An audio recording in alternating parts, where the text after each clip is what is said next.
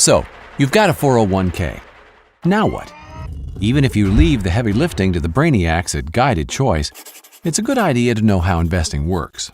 And if you're the do-it-yourself type, you need to understand how to invest appropriately. Don't worry, we're not going to show you tons of math. All you need to know to get started is that there are three big types of investments called asset classes: stock, bonds, and cash. Stock is just ownership in a company. There are many ways to classify stock.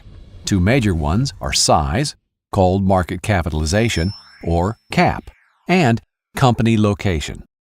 Each classification has its own typical level of risk.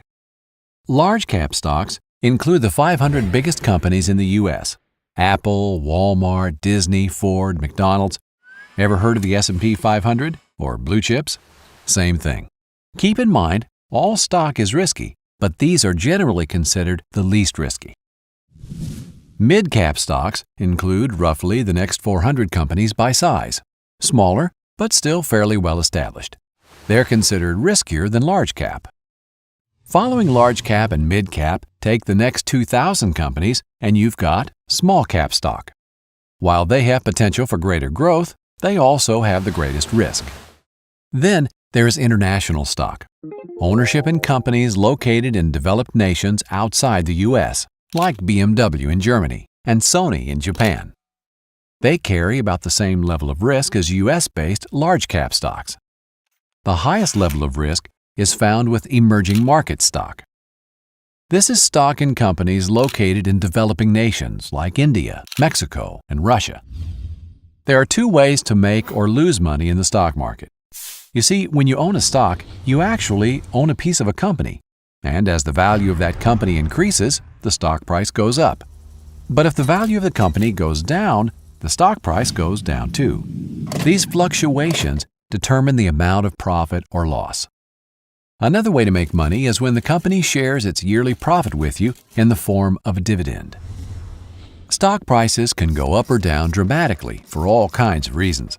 As a result, stocks are the riskiest types of investment in your plan, but over a long time, they can also be the most rewarding. Next up, bonds. Bonds are just a loan to a company or government. They borrow by selling a bond, which is simply a promise to repay the buyer in a fixed number of years at a fixed interest rate. When you hear about the U.S. government borrowing money, have you ever wondered who they borrow from? Chances are, it's you, through the investments you make in bonds.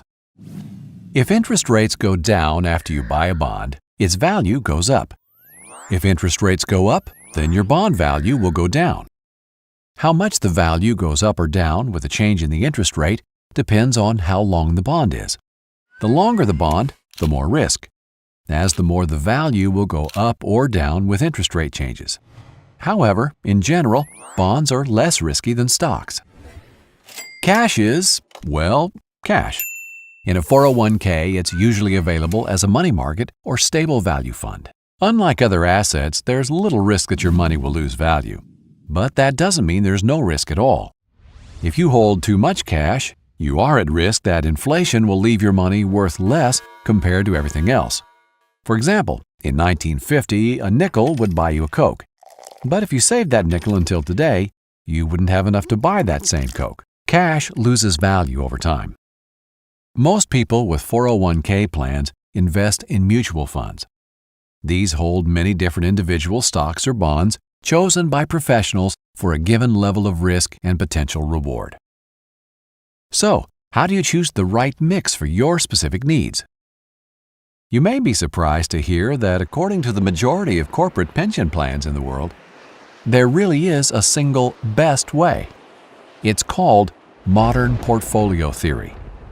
The details are a lot of math, but understanding what's behind all the numbers is remarkably simple.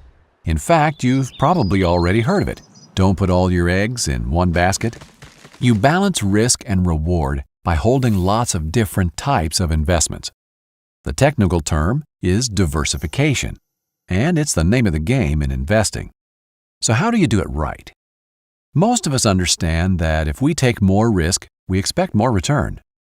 Let's look at the math.